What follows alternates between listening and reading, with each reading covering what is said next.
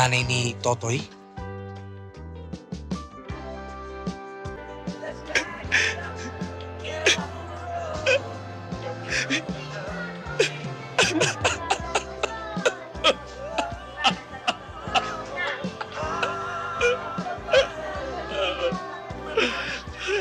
Kaibigan, alam ko nakikinig ka at meron akong sorpresa para sa'yo.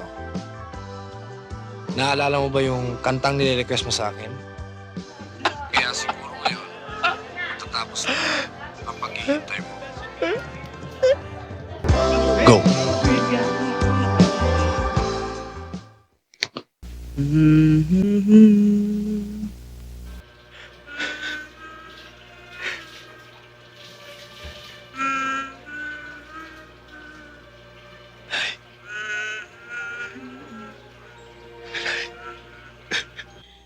Que